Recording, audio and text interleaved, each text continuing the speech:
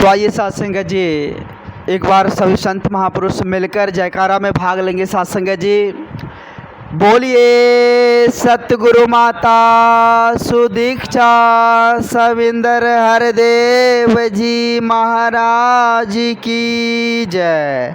गुरु रूप प्यारे साथ संगत जी प्यार से बोलिए धन निरंकार जी।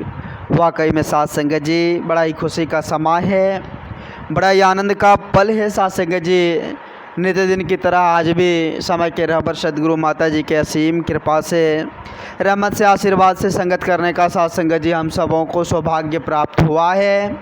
और साथ संगत जी यही अरदास यही विनती सच्चे सदगुरु के चरणों में करें कि जिस तरह से आप जी संगत दे रहे हैं इसी तरह से जीवन में और ज़्यादा संगत देना, सेवा देना, सत्संग देना, इसी तरह से संत महात्माओं का संग देना, सद्बुद्धि प्रदान करना। हे सच्चे पातशाह आप जी कृपा करना। साथ संगत जी संपूर्ण हरदेव वाणी का अमोलक शब्द है। बाबा जी साथ संगत जी बड़े सुंदर भाव से कहे हैं कि अगन अगन को नहीं बुझाएं, वैर वैर को मारे ना। ध्यान दीजिएगा साथ संगत जी, बड़ा ही सुंदर शब्द है। कहते हैं कि अगन अगन को नहीं बुझाएं, वैर वैर को मारे ना। अधधक रही बदले की ज्वाला, जीवन कोई सवारे ना, जीवन कोई सवारे ना। विचार कीजिए साथ संगत जी, क्या आग आग को बुझा सकती है? संभव है कि आग को बुझा दे? कभी नहीं हो सकता साथ संगत जी। वो और ज़्यादा ज्वाला उसमें उत्पन्न होगी, और ज़्यादा धधक उत्पन्न होगी साथ संगत जी, होगी कि नहीं? विचार कीजिए, किसी से हम वैर किए तो वैर को साथ संगत जी बुझा सकती है? नहीं बुझा सकती ना। वैर होगा, तकरारें होगी तो और ज़्यादा बात का विवाद बढ़ेगा कि नहीं साथ संगत जी? बढ़ेगा ना। तो इसलिए बाबा जी कह रहे कि अगन अगन को नहीं बुझाएं, आग को नहीं बुझा सकता, वैर को ना मारे, वैर को नहीं मार सकता। धधक रही बदले की ज्वाला, जीवन कोई सवारे ना, जीवन कोई सवारे ना। ये जीवन की ज्वाला धधक रही है, ये जीवन संवरने वाली है साथ संगत जी? कभी नहीं। हम इसमें क्रोध को पाले हुए हैं। यह रुई रूपी शरीर में वो ज्वाला, क्रोध रूपी ज्वाला को हम समाये हैं। कभी धधक सकता है, कभी बमंडल बन सकता है साथ संगत जी, वो बन सकता है ना। तो संत महापुरुष इसी बात से रूबरू करवाने के लिए आते हैं कि अरे भाई, ये सुंदर मनुष्य तन, ये सुंदर अमोलक दात, ये हीरा जन्म, ये सब काम करने के लिए नहीं मिला हुआ है। ये हीरा जन्म इस हीरा को प्राप्त करने के लिए मिला हुआ है। यह अमोलक दात इस मूल्य को जानने के लिए प्राप्त हुआ है। इस परमात्मा को जानकर पहचान कर भक्ति करने के लिए प्राप्त हुआ है। अमन चैन के साथ जीने के लिए प्राप्त हुआ है। आज हम क्या कर रहे हैं साथ संगत जी? आज हम नहीं सुन रहे हैं, सत्संग में भी बैठते हैं लेकिन सत्संग की बातों को अमल नहीं करते हैं। जो विचार आते हैं संत विचार, उसको हम धारण नहीं करते। बस सत्संग में बैठ गए, 2 घंटा आराम फरमा लिए, गए घर पर, फिर से वही बुद्धि स्टार्ट। कैसे बात बनेगी साथ संगत जी? अगर आप में चेंजिंग नहीं हो रहा है, अगर आप में बदलाव नहीं हो रहा है, तो आप सत्संग की बातों पर अमल नहीं कर रहे हैं, आप सत्संग के पुण्य के भागी नहीं बन रहे हैं साथ संगत जी, क्योंकि आप धारण नहीं कर रहे हैं। धारण करेंगे तो ना बात बनेगी साथ संगत जी। हमें भूख लगी है मान के चलिए, अब हम रोटी चिल्लाएंगे, पेट भरने वाला है, खाएंगे तब ना हम साथ संगत जी पेट भरेगा। तो उसी प्रकार से हम सत्संग में जब जाते हैं और संत विचार को धारण ही नहीं करेंगे तो हमारे जीवन में बदलाव कैसे होगा? नहीं हो सकता ना। गए सत्संग सुने, अमल नहीं किए, जीवन में उतारे नहीं, मनमत को ही सुन रहे हैं, तो बात बनने वाली नहीं है साथ संगत जी। क्योंकि क्रोध को नहीं मिटा सकता, वैर को नहीं मिटा सकता, ज्वाला को नहीं मिटा सकता। तो इसलिए हमें समझनी है, हमें खुद को चेंजिंग करनी है। जब सत्संग में हम जाते हैं तो कहा गया है कि सत्संग एक ऐसा आईना है जहाँ हमें खुद की कमियाँ दिखती है, दूसरों की कमियाँ नहीं दिखती। वहाँ पर हमें यह एहसास होता है कि हम किस पथ पर चल रहे हैं, हमें किस काम के लिए यहाँ भेजा गया था और हम किस काम को कर रहे हैं। ये बात की समझ हमें सत्संग में मिलती है साथ संगत जी। सत्संग में जाने का मतलब है कि खुद से पूछना, हमारा जन्म क्यों हुआ है, किस काम के लिए हुआ है। ऐसे ही गफलत की नींद में सोने के लिए, ऐसे ही रंग बिरंगे संसार में भटकने के लिए। अभी विचार में आ रहा था कि सारी ज़िंदगी छलनी से पानी भरते रहे, सारी ज़िंदगी हम छलनी से पानी भरते रहे और अपनी जान में हम बहुत बड़ा काम करते रहे। तो साथ संगत जी, हम अपने में सोच रहे हैं कि हम बहुत बड़ा काम कर रहे हैं, मन में विचार हो रहा है ना कि हम बहुत बड़ा काम कर रहे हैं।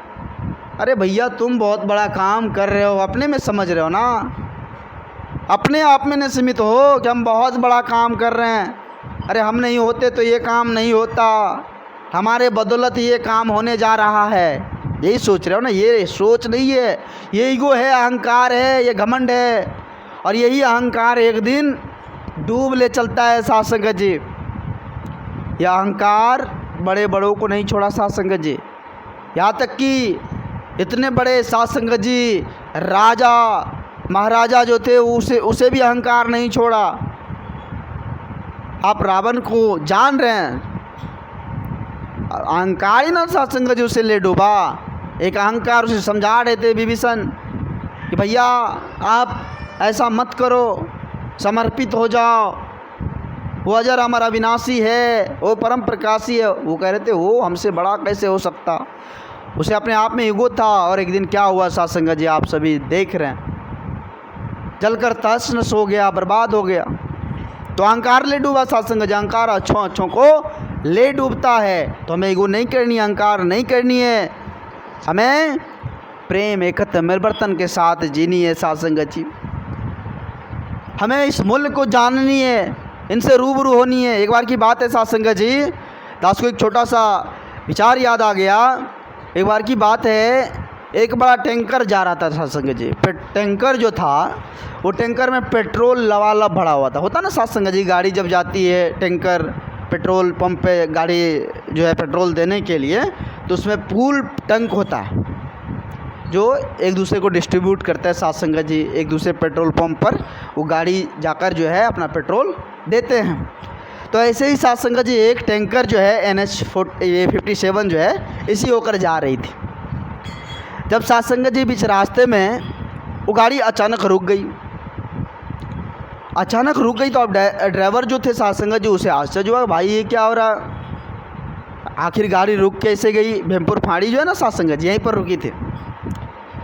अब देखिए साथ संगत जी, ड्राइवर को हो रहा था कोई खराबी नहीं। वो खोले साथ संगत जी, मशीनरी जो था उसका वो अपने हिसाब से चेक करने लगे कि कहाँ कोई गड़बड़ी तो नहीं है, आखिर टैंकर रुका क्यों। हाँ, खोल कर देखे, कहीं कोई गड़बड़ी नहीं था साथ संगत जी। बहुत स्टार्ट करने की कोशिश किए, फिर भी स्टार्ट नहीं हो रहा था। अब करे तो करे क्या, बगल में ही साथ संगत जी वहाँ पर मिस्त्री भी थे जो ठीक कर देते, तो मिस्त्री को बुलाएं।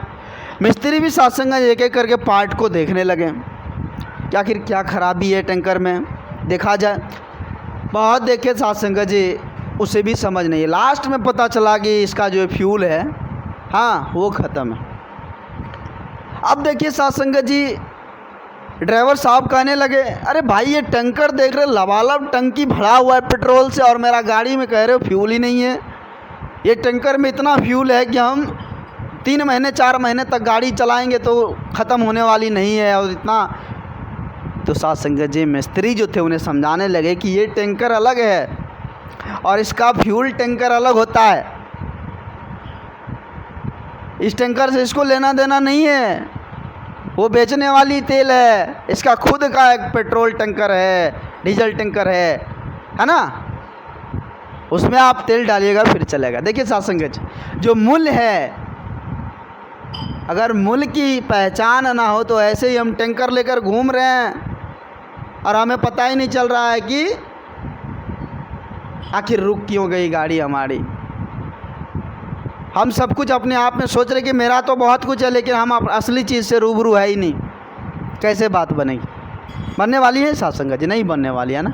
तो इसलिए इस मूल्य से हमें रूबरू होनी है, वास्तविक पहचान करनी है। और जब वास्तविक पहचान हो जाए तो फिर साथ संगत जी डर ही नहीं होगा, फिर डर नहीं होगा, फिर आनंद से आप रहेंगे।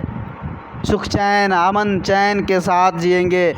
तो आओ साथ संगत जी, हम सभी लक्की है, भाग्यशाली है जो ऐसा दरबार हम सबों को मिला हुआ है, जहाँ पर साथ संगत जी प्यार से कहना और प्यार से रहना भी सिखाते हैं। हम प्यार से सिर्फ कहे नहीं, प्यार से रहे भी, और यह दरबार प्यार से रहना हमें सिखाता है साथ संगत जी।